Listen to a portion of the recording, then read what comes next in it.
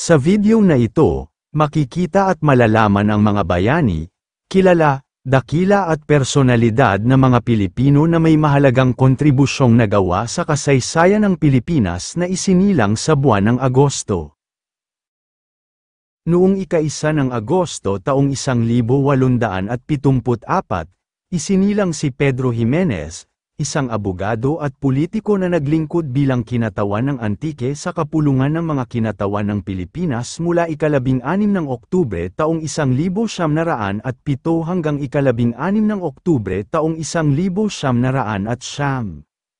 Noong ika-2 ng Agosto taong 1799, isinilang si Padre Mariano Gomez, isang paring Katoliko na inakusahan ng pag-aalsa ng mga awtoridad ng Espanya at nilitis at pinatay kasama ang dalawa pang mga pari na sina Jose Burgos at Jacinto Zamora na nakilala bilang Gomburza. Noong ika-3 ng Agosto taong 1902, isinilang si Oscar Ledesma, isang abogado at politiko na naglingkod bilang Cabinet Secretary of Commerce and Industry sa ilalim ng administrasyon ni Ramon Magsaysay noong 1953. Noong ika-4 ng Agosto taong 1856, isinilang si Domingo Franco, isa sa 13 martir na binitay sa Bagong Bayan noong ika-11 ng Enero taong 1877. Noong ika-5 ng Agosto taong 1875, isinilang si Vicente Singson Encarnacion, isang abogado at politiko na naglingkod bilang kinatawan ng unang distrito ng Ilocos Sur sa Asemblea ng Pilipinas mula 1907 hanggang 1909. Noong ika-6 ng Agosto taong 1871, isinilang si Sixto E. Orosa Sr., isang manggagamot na nakadiskubre ng unang kaso ng rhinosporidiosis na isang parasitic nasal infection sa Pilipinas. Noong ika-7 ng Agosto taong 1866, isinilang si Cayetano Lucban, isang abogado at politiko na naglingkod bilang kinatawan ng unang distrito ng Rizal sa Asemblea ng Pilipinas mula 1907 hanggang 1909. Noong ika-8 ng Agosto taong 1866, isinilang si Lorenzo S. Ilustre, isang tanyag na musikero na nabansagan ng mga Kastila na Star of the East, dahil sa galing nito sa pagtugtog ng iba't ibang instrumento lalo na ang clarinet. Noong ika-9 ng Agosto taong 1936, isinilang si Alberto Ramento, ang ika-9 na Obispo Maximo at dating chairperson ng Supreme Council ng Bishops of the Philippine Independent Church o Iglesia Filipina Independiente. Noong ika-10 ng Agosto taong 1873, isinilang si Lorenzo Fenoy, isang abogado at politiko na naglingkod bilang kinatawan ng ika-4 na distrito ng Pangasinan sa Asemblea ng Pilipinas mula 1907 hanggang 1909.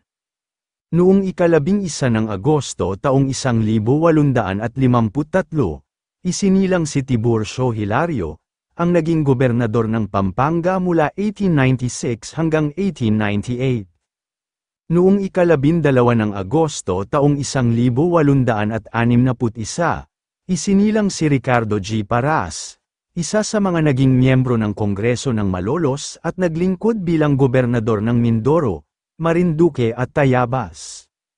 Noong ika-13 ng Agosto taong 1874, isinilang si Casiano Cozen y Villahermosa, isang abogado na naglingkod bilang kinatawan ng ika-6 na distrito ng Cebu sa kapulungan ng mga kinatawan mula 1907 hanggang 1909.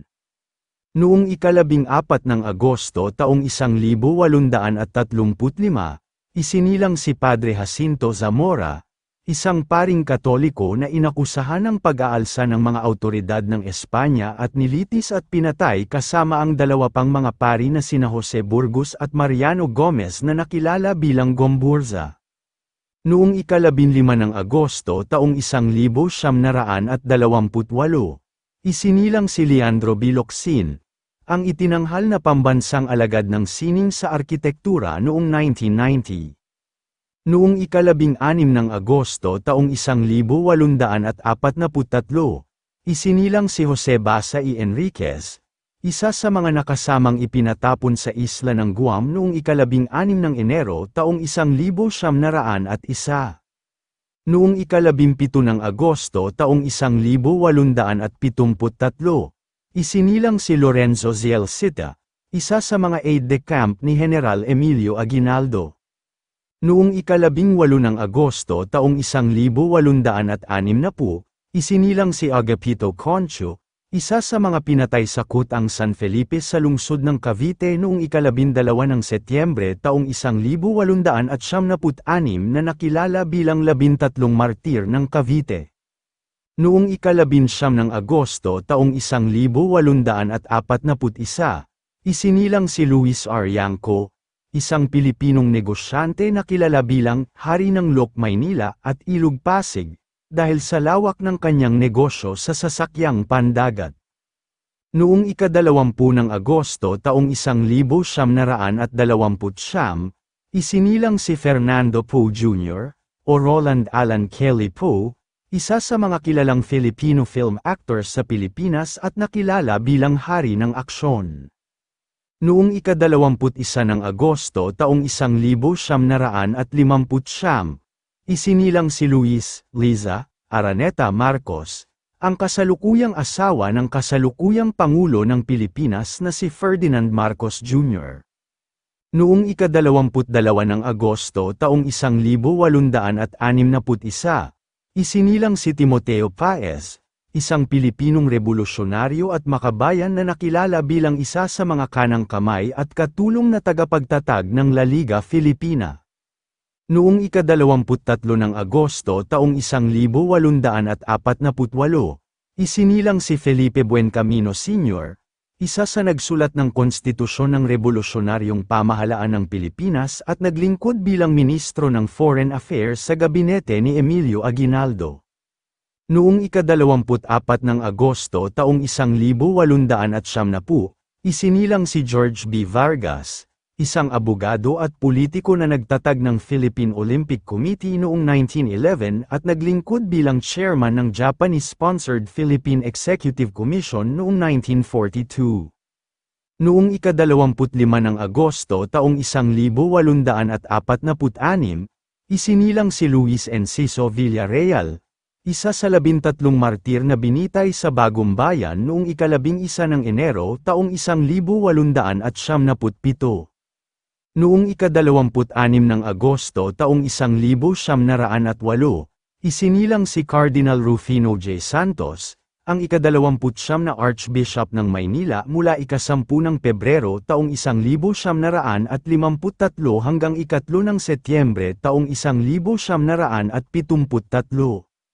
Noong ika-27 ng Agosto taong 1886, isinilang si Pura Villanueva Calao, o Purificación G. Villanueva, ang asawa ni Teodoro Calao at ang itinanghal na unang reyna ng karnabal sa Pilipinas noong 1908. Noong ika-28 ng Agosto taong 1873, isinilang si Jose Torres Bugalyon, isang magiting na pinuno sa hukbo ng himagsikang Pilipino at kilala bilang bayani ng labanan sa La Loma, laban sa mga Amerikano noong ika-5 ng Pebrero taong 1899. Noong ika-29 ng Agosto taong 1862, isinilang si Candido Tirona, isang revolusyonaryong pinuno, sekretarya ng digmaan sa Konseho ng Magdalo, isang malapit na kaibigan ni General Emilio Aguinaldo at bayani ng labanan sa Binakayan. Noong ika-30 ng Agosto taong 1850, isinilang si Marcelo H. del Pilar, isang dakilang manunulat at makata na naglingkod bilang pangunahing lider ng kilusang propaganda, nagtatag at naging patnugot ng Diaryong Tagalog at ikalawang patnugot ng La Solidaridad.